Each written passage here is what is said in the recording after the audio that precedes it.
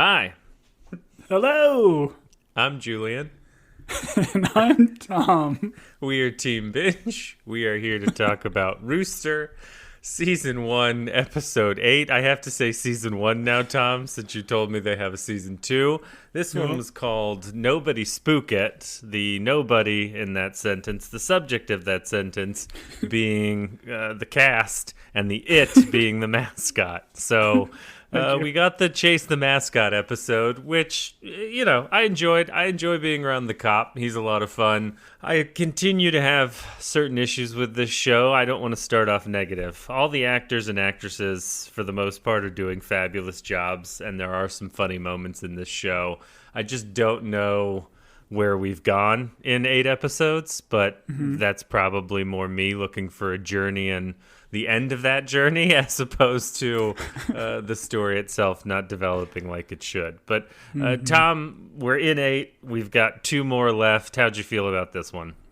Oh, this is my favorite episode of the entire series. I think this completely brought me back. I loved all the comedy. I loved every bit. I love how Tommy just immediately became friends with Greg again. It was awesome. He's such a liar. That's no way that's true.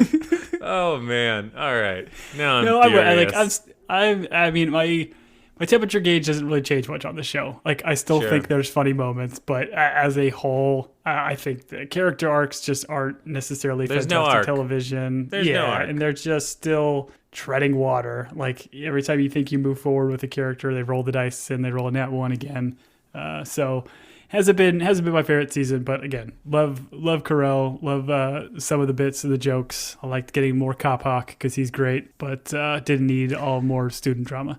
So this is an example, and I don't mean this as an insult, but we've talked about, like, hey, we want to see some like character growth. One thing that Bill Lawrence has always done is the heart and the humor, and then characters grow, or they do have arcs, and I don't feel like we're really moving in any direction, and if we are, it's glacially, and like the main person that I guess we're seeing movement in is Archie, which is not like he was like I don't care about Archie. Bad, and now maybe he's going to, I guess, father a child with the woman that he had an affair with. Cool. So that is my complaint about the show, but one of the greatest shows ever made is Seinfeld, and Seinfeld notoriously is like, hey, the characters never learn anything. There's never a lesson. It's just kind of a hangout show, and it's funny, which I can accept a show doing that, but I don't think that's what we came into this show expecting, and it's not certainly at the level of Seinfeld. So I don't know. It's funny you mention that, because actually somebody on one of our socials had mentioned the same thing, like how the show kind of had Seinfeld vibes, where there's essentially a show about nothing, or not a whole lot is moving. And I know you're not on the socials, so you did not see that. So it's funny that you had brought that up. No, I'm not allowed, per the judge's order and your guidance, to be on the socials anymore. I like too many posts I'm not supposed to like, apparently. So, no, let's dive into this one a little bit. We can touch on what we found tickled us, which, once again, the mascot, the cop of it all, I enjoy.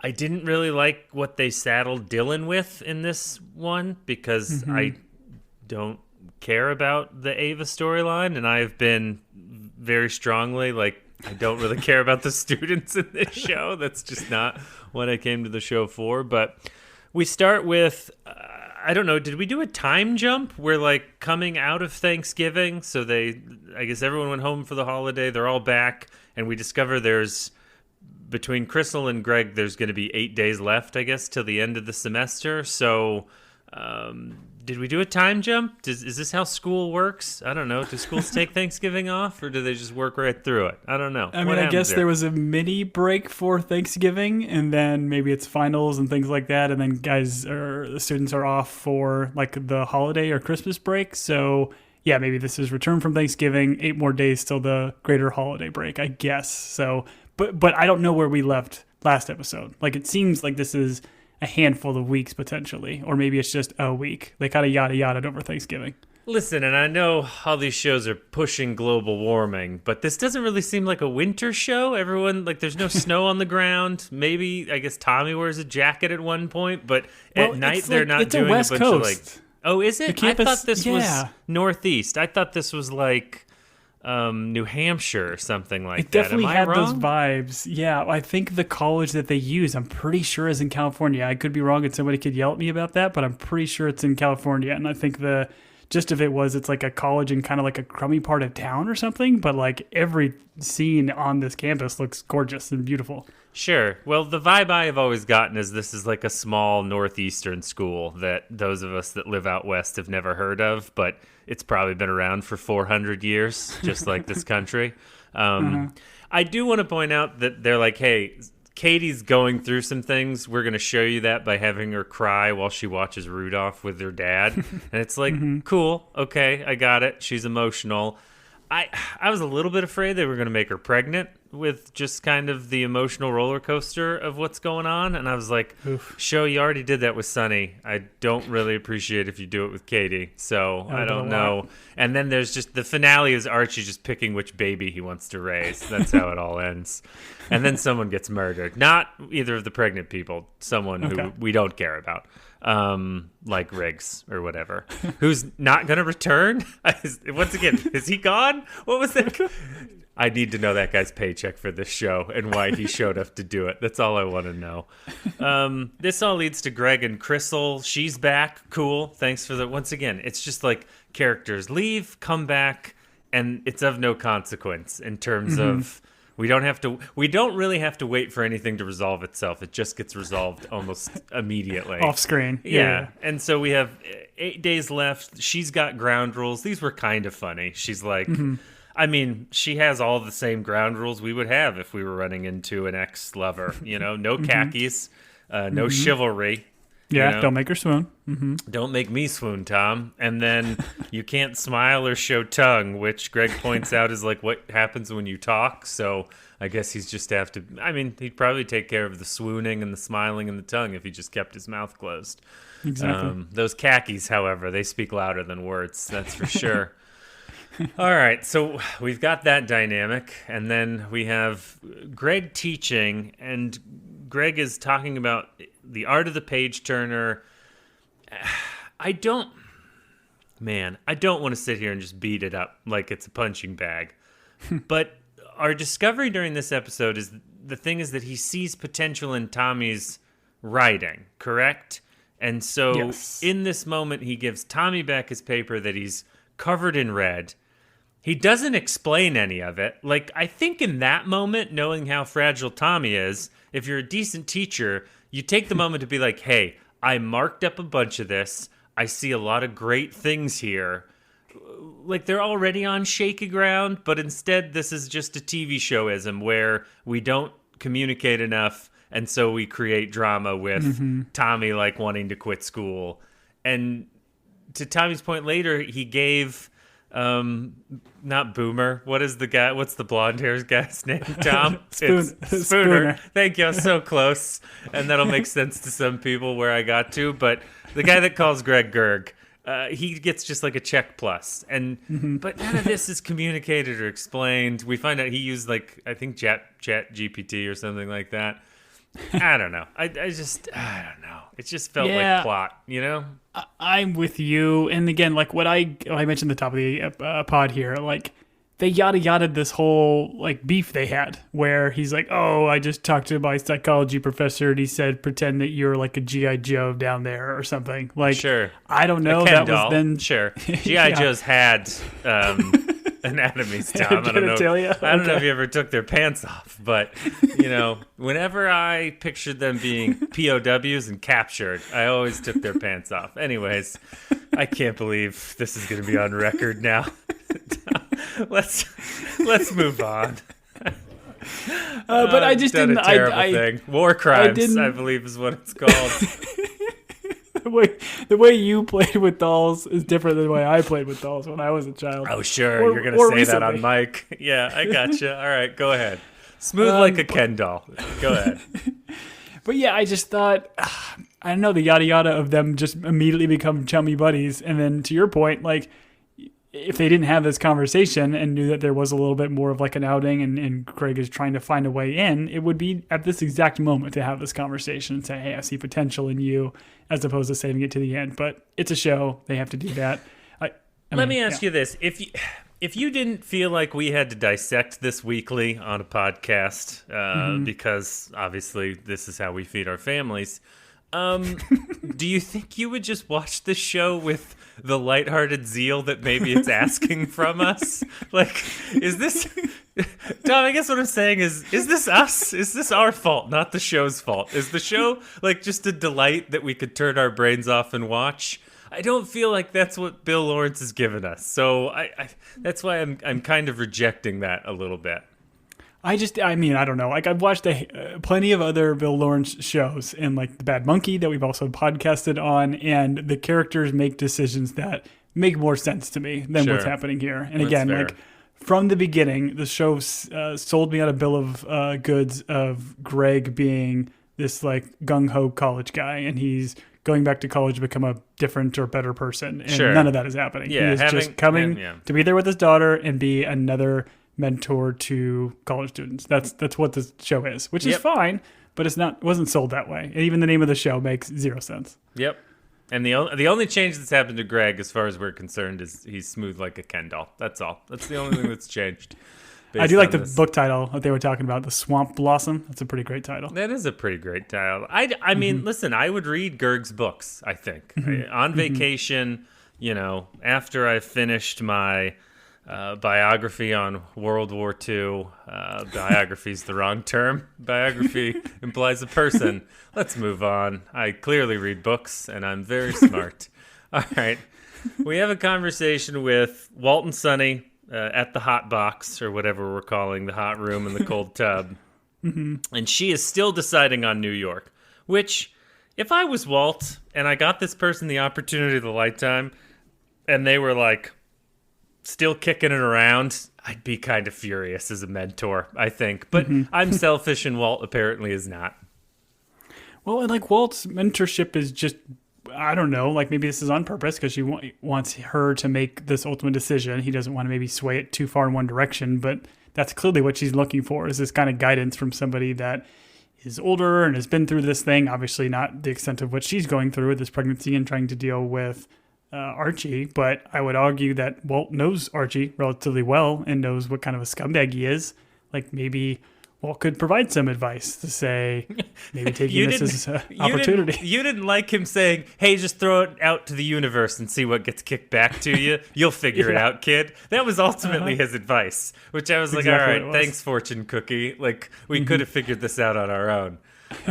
He did sneak a Teddy quote in there at the end, which I appreciated. Yeah, that's fair. Listen, I love to listen to a guy soaking in ice cubes, fake ice cubes, I might add, which I was a little bit disappointed that John C. McGinley didn't go full method and wasn't in there in real ice cubes. Those were like those weird fake glass ones that honestly, I don't know. I just, they were probably real. I don't want to doubt John C. McGinley. I don't want him to show up to my house and beat me up. That's probably why I just backed out of that.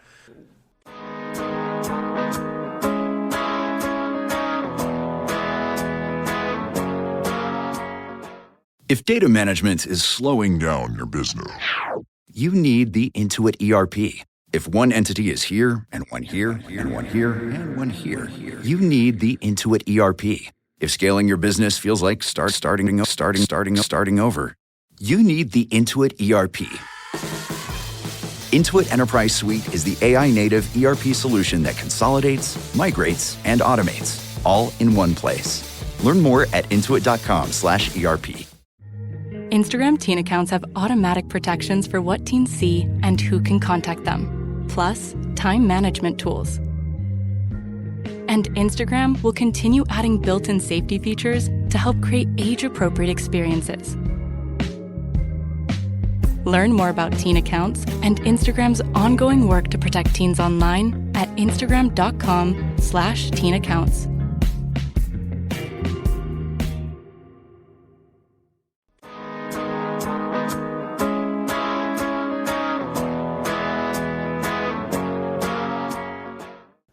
We cut back, and we cut so much in this show, and a lot of times we cut in such a way that I don't really feel like...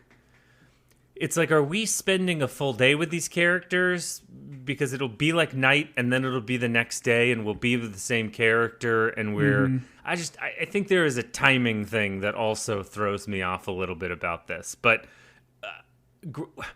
Greg and Tommy set up a meeting and then we quickly jump to Tommy not showing up for that meeting, and so Greg going out and talking to the frat bros. Who have the bucket boys. The bucket boys, who have a cool new nickname, which I appreciate that Pig Utters continues to try and change the name so that he won't be called Pig Utters. But yeah, it was a choice. Those bucket hats were a choice. The design, it was a lot. Definitely a choice. But ultimately, it's like, okay, where's the Tommy of it all? So we're looking for Tommy. And then we enter a storyline that I don't really care about, and I mean this in the nicest way possible. Like, I like Dylan. You hate poetry. I don't find Eva as a character very compelling. It's like all of a sudden we have to have this storyline where she is a natural-born poet, and Dylan wants to encourage this genius, but her dad wants her to go to business school, which, Tom, I guess this storyline did not hit me as hard, but as a guy who was a natural-born poet, but then chose to go into business instead... I mean, did you feel a little piece of your soul being torn apart as you watched your and Ava's story play out on the small screen? Yeah, for sure. I mean, yes, I mean, I did write a lot of poetry in my youth, but the idea of like her saying, oh, you show promise, you need to be more vulnerable, like it's essentially just trying to give every one of these teachers some sort of mentor relationship with somebody, like Katie had in the last episode with Zoe. And then we have Greg doing this with Tommy. It's just like everybody seems to need to have a mentor. They didn't have one for Dylan yet, so here we go. But yeah, I'm with you. I do not really care for Ava's character. She seems very, very one note of just like a druggy stoner college kid or whatever that doesn't really seem to have a whole lot of to do in the show, at least at this point. Right. And I also want to point out, like, don't make the poetry super vulgar if you're going to be like, oh, this is the student with promise.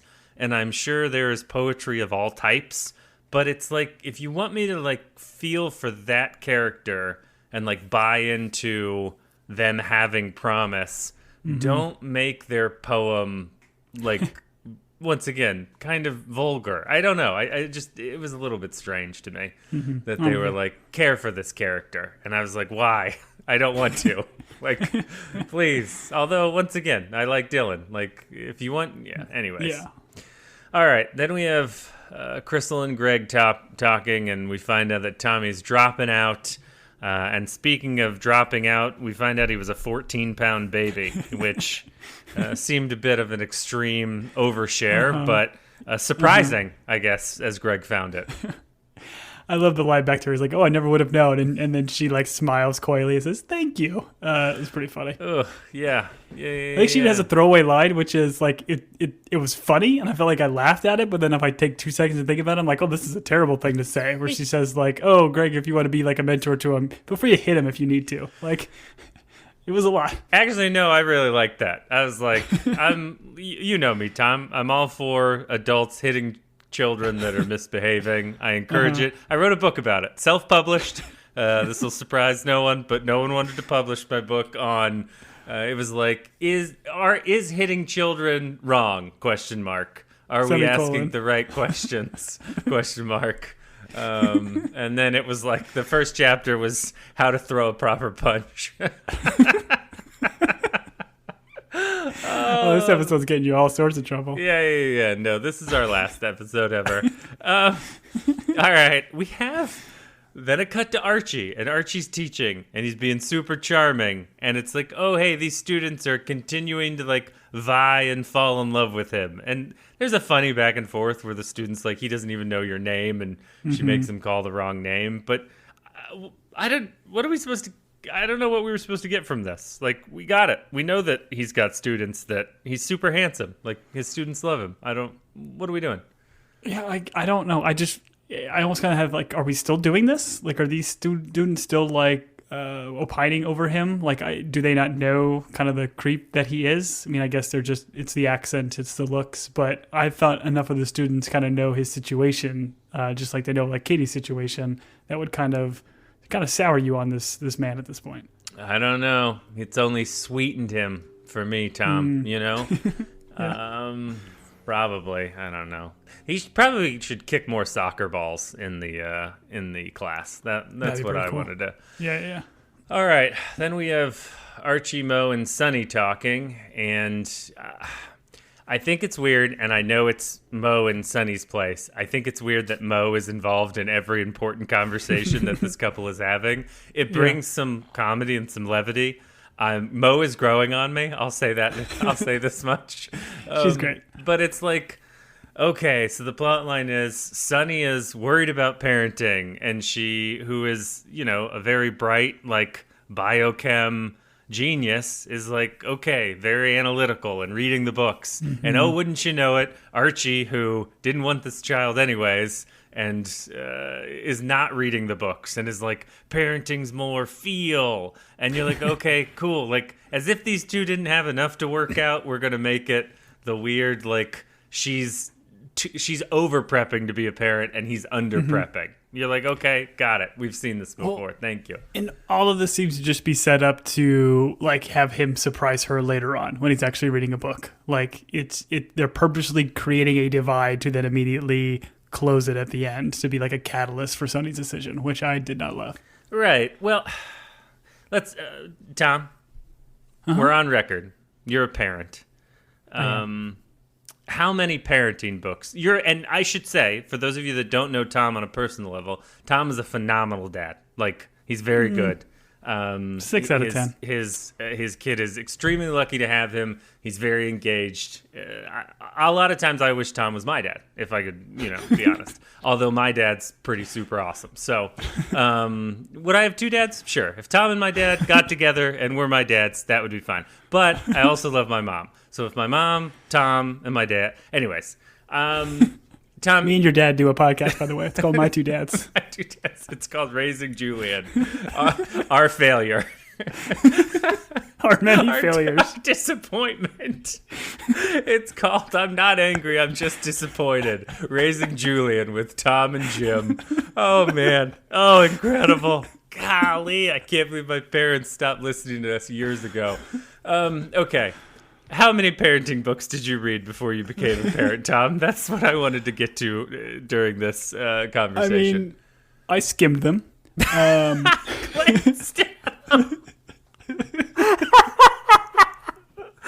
over here how to parent books. You said those were yours.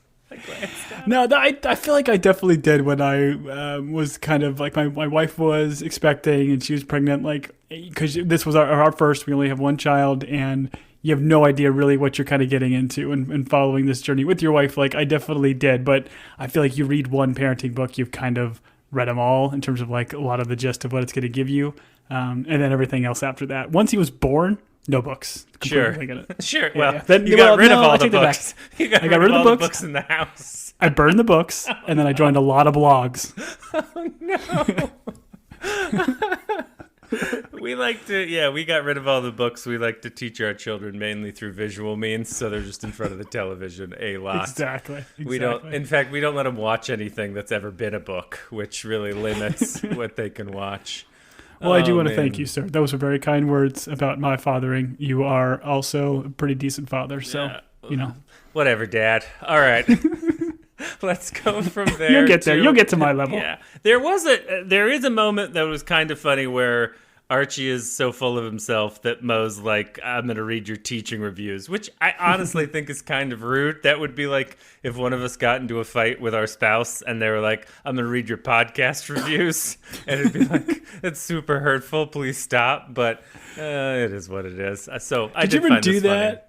Did you ever do that back in the day? Like, I felt like when I was applying for different courses or electives, I would go on these different, like, Rate My Professor websites to see, like, hey, are they easy? Are they hard? Are they funny? Are they whatever? Did you ever do that back in college? No, because I never would have changed a class based on a professor. The only reason I took the classes I took is because I wanted to be on campus in, like, a concentrated block and then have multiple days off. So it was like Tuesday and Thursday all day into the night, just so I didn't have to go back on Monday, Wednesday, or Friday.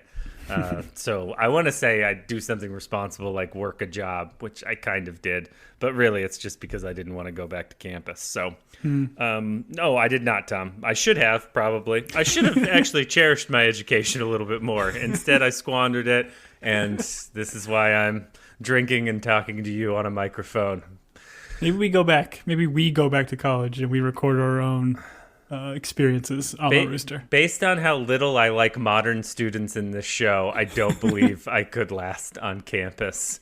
Plus, there is also that judge's order that I have mentioned previously. Mm-hmm. All right, let's go to Tommy and Greg having a discussion. He's found him in the diner, and Greg's like, listen, Tommy, school's good for you. And Tommy's like, I'm no good. School's no good for me. And I'm like, golly, these guys are really touching my heartstrings. Yeah, it was beautiful. I mean, like, Greg giving the whole speech, like, hey, I was a loner. Like, hey, you're surrounded by people. And then giving the line, like, yeah, their friends are a bunch of idiots, but they're your idiots. Like, don't leave them behind.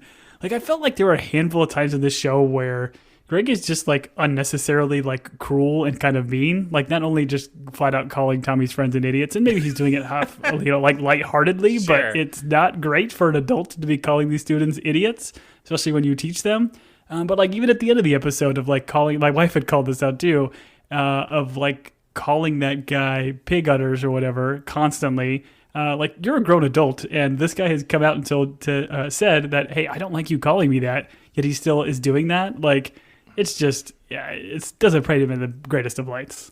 Yeah, and I don't know what his argument to Tommy really means, because he's like, hey, they're your idiots, don't leave them behind. Well, those kids are going to make their own choices, so he's supposed to stay in college just because, like, he has friends here, his friends are kind of dumb, and he shouldn't leave them? That's not the reason, yeah. And once again, this is another part where it's like, I don't know if like Steve Carrell just as a human being, like he's a parent. I've heard him like speak on interviews. He seems to be like a genuinely kind dude. And I would think that on like a show, he's probably a mentor to younger people and he does those things. You can see it.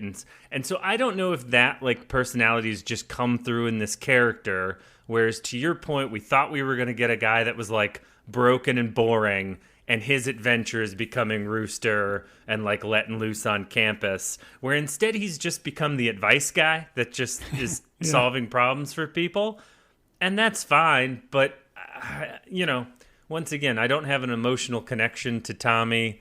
And sure, Tommy should stay in school, but I don't know that we've been given a huge reason as to why like we care about this. So... Well, and you haven't, like, Greg he'd read, like, a line of Tommy's story or whatever at the end and makes it sound like it's beautiful poetry, but the show has not done us enough to show that Tommy is any sort of, like, good writer. Like you said in the beginning, like, they said he used AI for it, or admitted to using it. Like, he's not shown to be a great writer or, like, any promise. And it's the same kind of thing with, like, Ava in the Dylan storyline. Like, if they were setting up Ava to be this, like, beautiful poet and just needs Dylan to kind of push her a little bit harder, that's one thing. But they're just shoehorning these little different side stories just for the sake of these teachers to become mentors.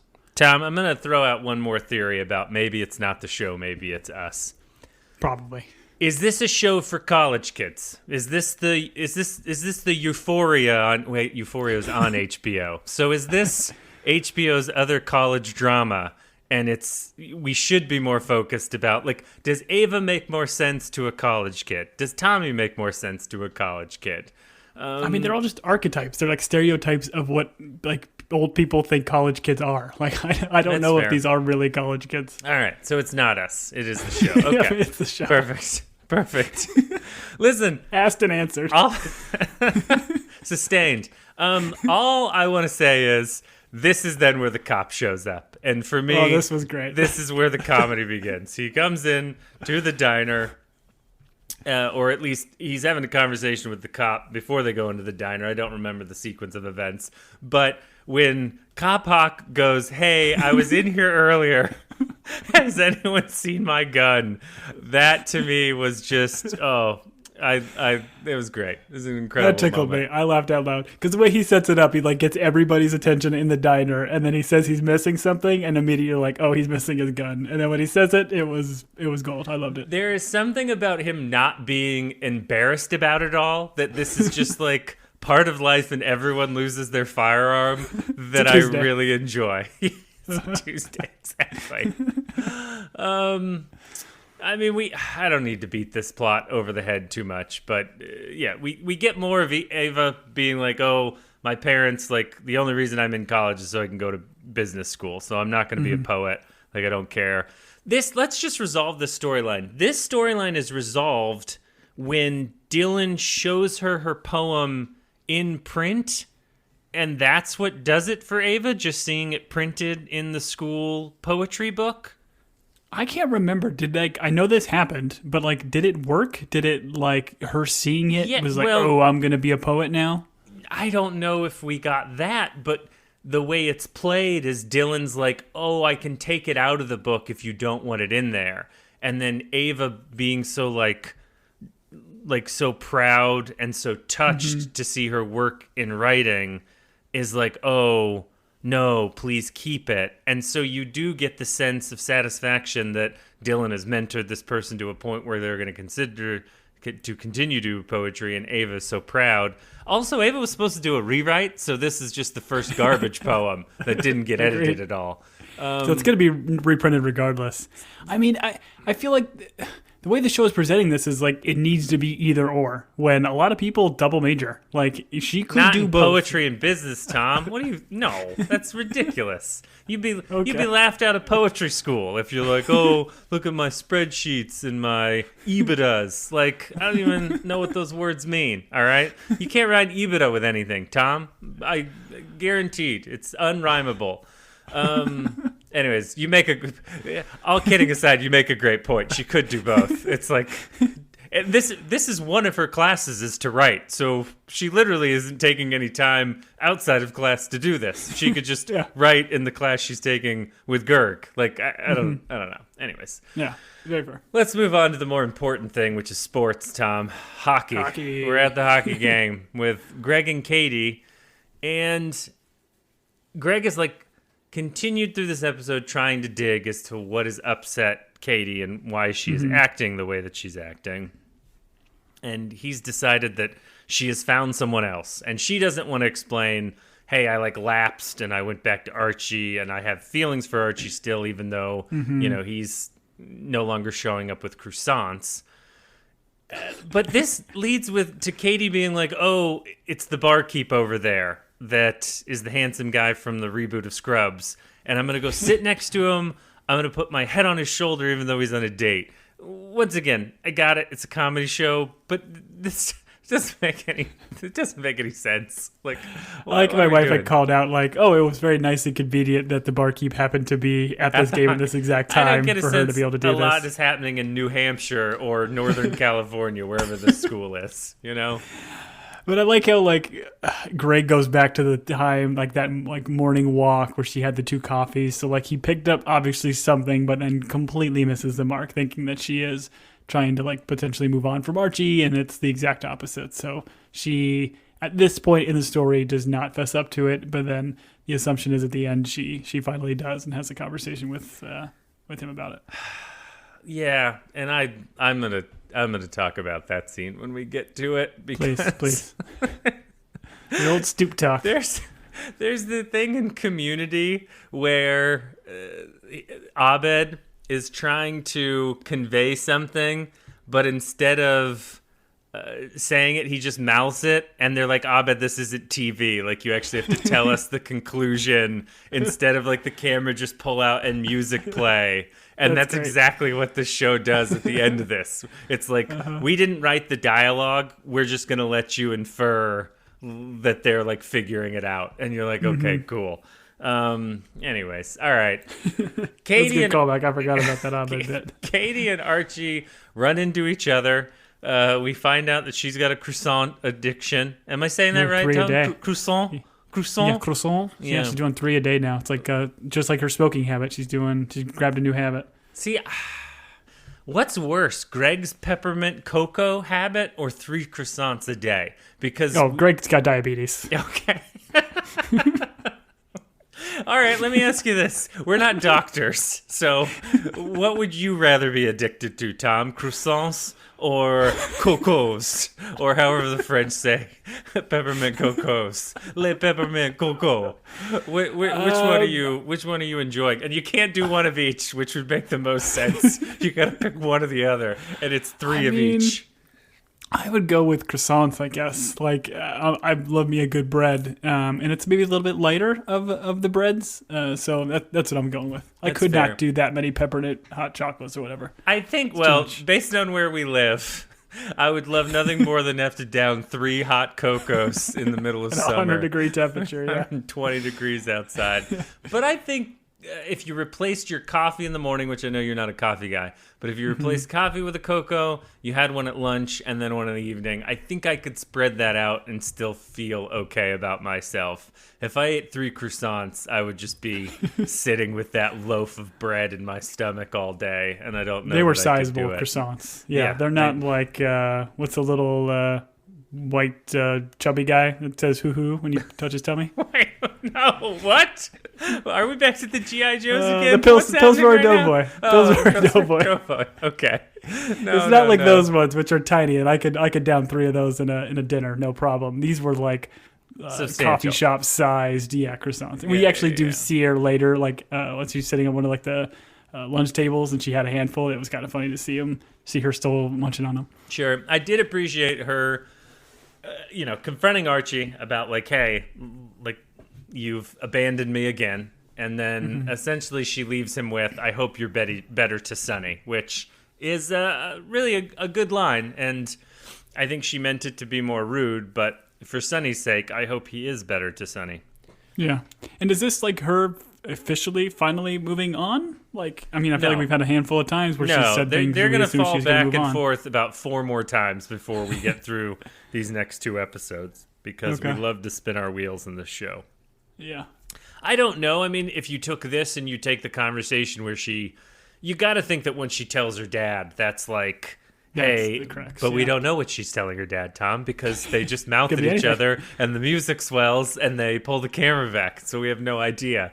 Like, they could cut to the penultimate episode, which is what the 9th of 10 is called, Tom, and they could just like fill it in with her being like, oh, what a great game. The defense played well. That second line really showed up, scored that hat trick. Those are all the hockey terms that I know. Those goons really got at it when they were beating each other up. Oh, those skates are so fast. I don't know. Anyways, so we have no idea what they talked about. But, Tom, to answer your question, yes. Okay, moving on. Love it. Yes, we are going to move on.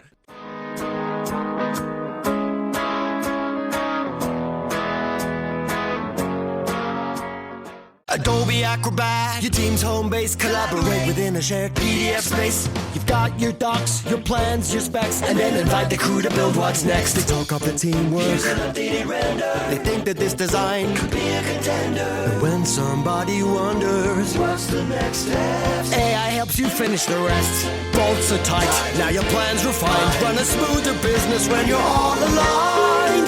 Do that with Acrobat. Learn more at adobe.com/do-that-with-Acrobat. This episode is brought to you by Netflix's Remarkably Bright Creatures. What if a Pacific octopus held the key to a mystery that could heal your heart? Well, that's Tova's reality. An elderly widow working at an aquarium. Tova forms an unlikely friendship with the curmudgeonly Marcellus, whose remarkable intelligence leads her to a life-changing discovery. Watch Remarkably Bright Creatures with your remarkable moms this Mother's Day weekend, only on Netflix May 8th.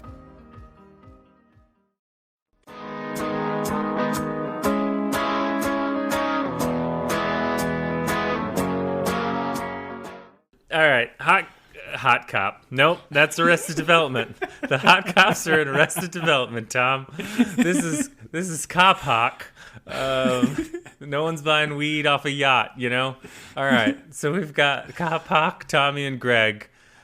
Tom, I say this unironically. Creed slaps, man. I love Creed. Creed is great. They played it, a little snippet here. I loved it. I wish they would have just played it through I wish when they faded out at the end of this episode, it was just, can you take me higher? Just like ripping through the stereo. Incredible. Listen, Higher was a fantastic choice. I mean, would Nickelback have been a better choice? Yes, sure, it would have. But Creed was pretty good. Now, are you a big fan of Creed? I know they are a religious band, correct? I think they have some. Yeah, I don't know. By behavior, maybe not. Although we don't judge people on this podcast, Tom. We just call them sinners and move on. There are some religious themes, but no, I went back. Our buddy Andy and I exchanged texts not too long ago. He'll bring up a band every once in a while, and it got me back on Creed for like a week. And I was like, man, they really did. There was a reason these guys were crushing it in the 2000s for, I don't know, Yeah, My 2 Sacrifice, years. With Arms Wide Open, One Last Breath. I mean, some bangers. Listen, you're a Creeder. I don't have to tell you, you're a Creed bratting to the core. That's why I started that website, Creed Thoughts. Creed Thoughts, even for the internet. It's pretty rough. All right, so I enjoyed the cop part of all of this. Tommy wants to be a cop. We've got the cop being like, yes, being a cop is rad, and Greg being like, no, you got to tell him being, which, why is Greg trying to discourage him? He wants him to become a writer, which is a long shot. Why not encourage him to be a cop? You can still get a college degree and be a cop. In fact, it's a criminal justice degree, and I think it's part of it. So what are we doing here? Just let Tommy want to be a cop, Greg. What's your deal? Does Greg hate cops, Tom? Is that Greg's issue? Yeah, I think so. I think he wants to defund the police. Oh, Greg. But, I don't know, you get, the stereotypical cop hawk story of, tried to do this to stop harassing, or he was harassing a guy that he knew from high school, which is always very funny, of these cops, getting into it for very much the wrong reasons. And I think that's what Greg is doing here. He doesn't want Tommy to be a cop because he's seen a couple action movies or cop dramas. He wants him to have the college experience, and if he still wants to be a cop, be a cop. But I did love the exchange. I love how Greg ultimately then turns in this get out of jail free card, which I didn't think it translated into other deeds for other people. It gets him out of jail. It doesn't get him to change a kid's opinion on becoming a cop. This doesn't make any sense. It's not a I have to change my opinion or discourage a college kid card. It's a get out of jail free card. Those are different things. I don't know. I mean, Tom, having watched Hot Fuzz enough times, I would love to be a cop because being a cop's rad. Yeah, but you got to do it in a small town, though. Which true. I guess this is, so. A small village where you're working for the common good or the greater good. That's what it is. The greater good. I got there. All right. I love Tommy being like, you get free donuts, and he goes into the store. He gets a dozen, which is incredible. And just free donut, yeah. And free guns. And a free gun. The gun being in the bag, the cop not taking it, and Greg being like, no, give me the gun. I found all of that very funny. But firearms are very funny. There's a lot of humor in firearms, I've learned. So many firearms, especially when you treat them like they're just toys and meaningless. Or free donuts. That's exactly right. All right, we have Dylan and Eva, and I just wrote, I don't care. I don't care. Well, so to your point, this is when, they're in the diner. But I love the way this scene is shot because it's shot at the same time that they're chasing cop, the mascot. Tommy and Greg are chasing the mascot. So you see them running in the background while they're having this heart-to-heart. I thought that was all fantastic. Did we blow by Nobody Spook It? We blew by Nobody Spooked It. No, that's happening now. So I think essentially the mascot runs, and then it cuts to Dylan and Ava kind of at the diner having the conversation. So then as they're running and chasing them, that's where you get it. Which this scene coming up where they're sitting in the car, and like you had mentioned earlier, it suddenly became nighttime immediately. I don't know how long these guys were in the car because they left this donut shop, and then now they're sitting in a parking lot in the middle of nowhere. Middle of the night. Yeah, this is a Chris Nolan Batman movie where you drive into a tunnel and you come out and it's pitch black. And you're like, oh, I guess it's nighttime now. Thanks, Christopher. Yeah. But this mascot chase was so good. I have to ask you before we get into the said chase, what is this mascot? Is it officially a Luddite or is it a Union soldier? This is what we would go back to. If this was a West Coast school, it wouldn't be like a Revolutionary War dressed guy. This is very much a New England looking. He looks like the old Patriots mascot, or maybe the current Patriots mascot. I don't know. I'm pretty sure their current mascot is being an adulterer, but yeah. So I think it's like a Minuteman, like a Revolutionary War type figure. All I know is he's fast on his feet and heavy in the head. That's all I know. But the nobody spoke it from the cop was just fantastic, and I think later on as Tommy's chasing him, he's like, "Stop in the name of the law!" Oh, just lovely. I loved that comedy. Oh, the cop being like, "Where are my keys? Where are my keys?" And then later pulling up, being like, "They were in the ignition. The car was on the whole time." And once again, he's just like unembarrassed, unapologetic. I think we could learn a lot from Hot Cop and Cop Hawk, whatever you want to call this guy at Agreed. this point. Yeah, from both. Yeah. This all leads to Tommy tackling the mascot, and we find out, Tom, did you know who this was going to be, or did you care at all? No, I thought this was so underwhelming. I was like, as the chase is happening, I'm like, okay, they're going to catch him. Who'd you want it to be, like O.J. Simpson? What were you expecting? Oh, underwhelming. I don't know. I didn't like. There wasn't enough characters. It was going to be Riggs. Riggs was back, got out of the hospital. Now he's running a 4.40. Come on. Yeah, I don't know, and like, I don't know what I wanted from this little bit of a storyline of this mascot and taking all this stuff, but the idea that it's this guy wanting to get his nickname changed and he thought this would change it, fine. But I wanted this to be a little bit more, I guess, fun. Yeah, no, to their point, it's like this just makes you more famous, more infamous, and more people are going to know your nickname. Which, to your point, one of them's an adult and should be like, hey, maybe we should stop calling this guy Pig Utters. But he does not do that. They decide not to say it to his face, which I would argue is worse, because he does not know they're calling it him in secret. So, yeah, listen. It played for comedy. I enjoyed it. I loved watching him run. It's always fun when people that are a little bit out of shape have to hustle around the block, which I have a GoPro, and I often record myself running around the block, and I am also out of shape, so I appreciate the comedy of it all. But you put those online, right? Yes, that's my YouTube running channel. Julian, out of shape, tries to impress his dads, who are disappointed in him. Semicolon. Yeah. Yes. Okay. So we then cut to Archie and Sonny, and I believe this is Archie reading the book, and Sonny's like, I'm not going to go to New York, which she tells him about the New York job. He's like, great. And he's like, wait, you're leaving. And she's like, nope, you're reading the book. I'm staying. And it must have been just an incredible roller coaster ride for Archie. I don't know. Are we supposed to want this? Is this what's supposed to make us feel good? Tom? I don't want this. Does your soul feel good after realizing these two are going to be together? I don't know. It doesn't feel great. I like how you get Mo screaming in the background at some point, like, it's a mistake, which is essentially just she's the audience. Yeah, like exactly. Telling what everybody's saying. Oh, yeah. But she's still around. I love how Mo is just, the character sidling in the background for all of this Archie sunniness. I think I was low on Mo when she was introduced in the show, and now I'm high on Mo. I appreciate Mo, because Mo makes more sense to me than any of these other two as they're making these terrible decisions. But agreed. We cut from there, and we have Tommy and Greg's heart-to-heart, I guess, where... this is where congratulations. Greg finally reveals, hey, I marked up your writing. Because Tom is like, oh, I did so poorly on my writing. You marked it up. There was so much red. And Greg's like, no, I see potential in you. And he's like, oh, the line where the blood traveled out of the shadow of his body and she let out one ha.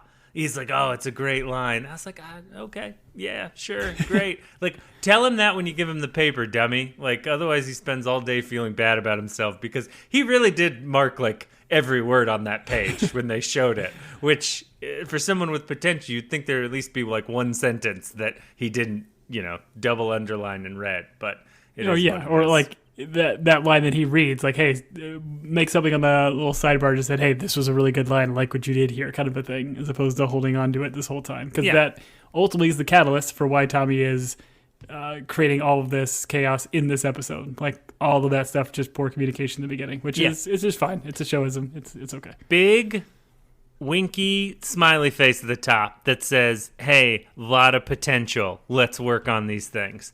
And then... It's a compliment sandwich. You say something nice, you destroy them in the middle. The meats, the cheeses, and the lettuce is just all destruction. And then one last carb-free slice of bread that says, really good work in conclusion, you know? That sort of thing. Then Tommy's not running around like an idiot, you know, wanting to be a lowly cop. What a terrible profession it could turn out for him. That was sarcasm, Tom. Okay, so pretty thick. We then have Katie and Tommy having this conversation. Are these two siblings? What's the rivalry here? We're vying for. Greg seems to be giving both of these two equal affection. Why are these two? She's like, oh, like he's not your dad, and Tommy's like, yeah, but your dad is great. He gave me a lot of advice. Like, I guess it's just like, is this Tommy, like, because of he says this and like Katie is now like, oh yeah, my dad is kind of great, he's helping this kid out, now I'm gonna go and confess the Archie stuff to him? Like, is that what we're supposed to take? Yeah, she's like supposed to realize that her dad, who has been a genuinely like good guy throughout the show and has been nothing but a pretty supportive father to her, is not going to judge her based on her opinions. And I know we all have to like explain these things to our parents or our loved ones in our own time, but I don't know what conclusion we were supposed to draw from this, that this is what leads to her and Greg mouthing at each other while the sound gets loud and the camera pulls back. But it does lead to her getting a scooter, which I guess if your dad's buying you gifts, that's nice, right? Dude, this isn't just any scooter, bro. This is a Razor Rambler 20. I mean, this thing is smooth, it's steady, it's powerful, it's fun. Cruise in style for miles, all-electric mini bike, max weight of 220 pounds, max speed of 19.9 pounds, up to 50 minutes battery life. I mean, for the low price of $1,379.99, I mean, it's a steal. You can get at Best Buy or your local retailers. Yeah, great bike. First off, no free ads, Tom. Second, I love that Best Buy is still selling things. I spent a lot of time in there buying CDs in my youth. Thirdly, is there anything you can do to up that 220-pound limit? Like, is there like additional shocks or maybe some added air in the tires? Because that's not a lot of weight for, you know, some of us. So you buy two of them, duct tape them together. Does the max speed just go down, or do the tires literally blow off if you weigh, I don't know, 225, something like that? Does the battery life just go down to like 45 minutes? What changes? There's only one way to find out, buddy. Yeah. I'm going to get you that with all of our podcast earnings. I'm excited. In about 30 years, we'll be able to buy a rent, maybe one of these bikes. If only more people would like and subscribe so you and I could buy dumb stuff like the Razor Rambler 20. With our current audience, we can only afford the Razor Rambler 19. Oh, man. You know, you joke, but there's literally, I went to the website, it's like Razor Rambler 12, Razor Rambler 13, and then 20. Like 20 is like this max high-end one. Yeah, 20 is... We can just get the ones at Target that are just Razor scooters. Sure. Oh, I got to use my legs like a sucker. I don't want to do that, Tom. It's a baby's toy. All right. I wrote she tells him about Archie, but I don't know that we know that. I guess the next episode will tell us whether or not she tells Greg about Archie. But yeah, we cut out of there and we're left wondering what their conversation is about. We assume it's her sharing what she's been going through and him politely listening. What do you think? We have 2 episodes left. Like, what do you think this show is going to do to, like, conclude? Like, how is it going to set up in a penultimate? Like, because you figure you're going to set up some sort of, like, big decision or big thing to go into the finale. And then where do you think this finale is going to end? Like, is it going to be a major teacher move? Is it going to be Archie and Sonny like leaving? Like, they're still like main cast. Like, they can't leave. Like, I just don't know where we're going with the show. I can't see a satisfying arc with these characters as we have them today. Yeah, I mean, if you hadn't have told me that they got renewed for a second season, I would assume that the show ends with Greg waking up and he's like a middle manager at a small paper distributor in Scranton, and this was all a fever dream. But because you told me there was a season 2, I'm assuming he is going to make some sort of commitment based on how much these students have changed his life and how much he enjoys spending time with his daughter and how much he enjoys teaching, that he's going to stay the head on of in English this department? role. I mean, that would make logical sense. That's been thrown out there. Dylan giving him that job, we get that moment. But is that what we want? Is that what we care about? Is that what we need? I would argue the show has not done a very good job of like making us want that. So once again, if it's just like a hangout show and they're like, hey, season 2 is just going to be more of these zany people interacting with each other, okay, go with God. I won't be there. But, you know, there's nothing to solve at this point. Like, what are we... It sounds like Archie... Because I'm not rooting for Archie and Katie. I'm not rooting for Archie and Sunny. You know, I don't know. Tommy, cool. I would love for him to finish his degree or become a cop. Either one's fine. Or do both. Edna, no. Ava, she can write poetry and become a crypto bro. Like, I don't care. Like, just bring back Connie Britton, I guess is all I want. That's all. Bring back Connie Britton and Riggs. Kill Riggs More Connie in Britton, the finale. more That's Dylan. all I want. Yeah. I wanted more Dylan and Greg in the show. And like Crystal was funny, like little bits of comedy, and I loved her as an actress, but I felt like that whole storyline was just so weird and wonky and not needed. I would have much more enjoyed more screen time with Greg and Dylan and following their relationship, if that's what this show is trying to push at us. And even if it's not a relationship, just their friendship was fun to watch. Yeah, I agree. Or DJ wins the Stanley Cup. You know, I'm assuming that's his name. Hockey. And then more hockey. And then Cop Hawk gets to hold up the cup and he gets to drink donuts out of it or something. I don't know. Anyways, for those of you that are still hanging out with us, we apologize if we've come off as negative. I apologize if Tom said anything during this podcast that offended you. We did get a lovely email from Patty. Thanks for reaching out. She suggests that we watch Cougar Town, of which a show I'm half interested in the title. And then the other... You love townships. Yes, I love townships.